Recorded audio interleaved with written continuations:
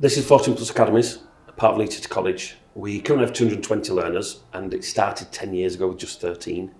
Learners come to us full-time from their previous schools 5 days a week, and they study with us 4 days a week here at Park Lane campus, and they do 1 day a week at their vocation.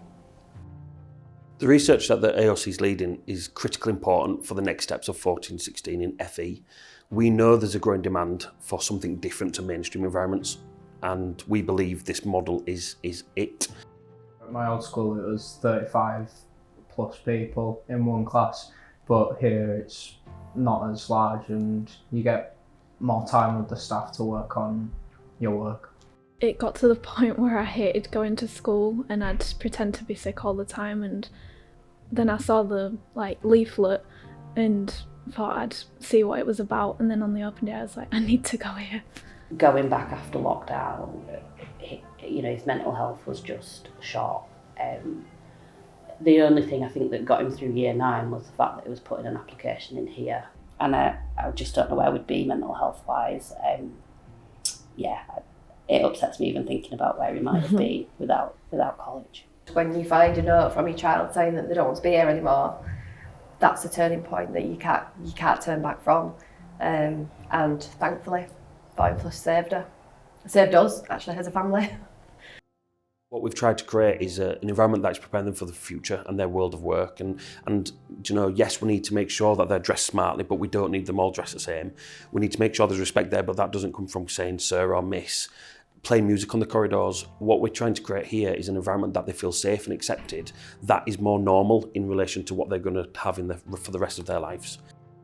Here, from the get-go, it was just amazing. Everyone was so nice, the teachers and the students. I'd never met so many just welcoming people.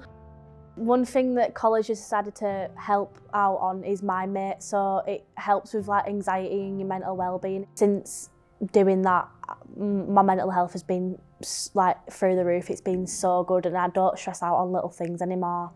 I had real problems with my anger management. The littlest things would tip me off. After doing the workshop, it calmed me down so much. You encourage them, you believe in them, and you care. Their own little journeys are important to every single member of staff. That's what I saw with both of my children. It gave her what she needed to be herself, and it gave her the independence to learn at her own pace, and if she needed to take a little bit of time out, she was supported by the college to do that, and then came out of it with all of her GCSEs, which would never have happened at high school. If they come here at 14, that means we're giving them 2 years of prep before they go out to the wider college, and they can go into A-levels, or they can go and do a technical course, or T-levels, or A-levels. And the fact that they can come here at 14 and we can give them the skills to get ready for 16 is transformative. It's like a head start before everyone else that's in a normal school. So we're already 2 years ahead than them that would be coming to college after school.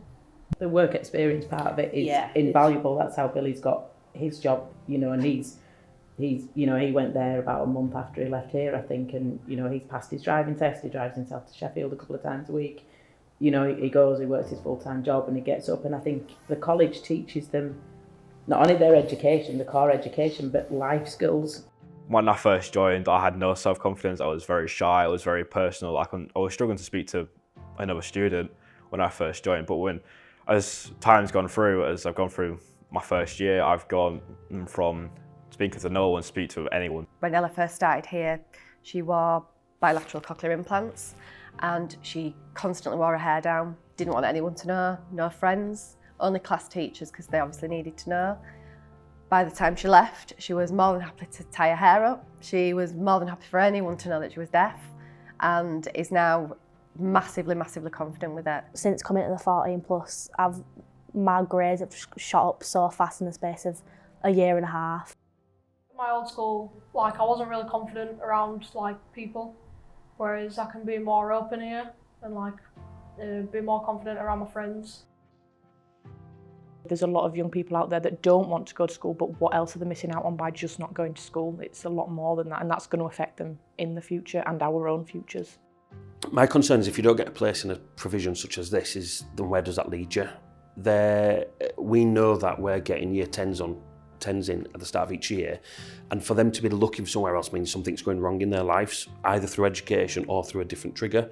And my worry is for those 300 or 400 that just we're not getting, but then when you multiply it over the country, then what hope have they got? I think we've reached a critical point now, just in our 14 plus academies provision alone, that we're turning down so many that we need to do something as a country about it.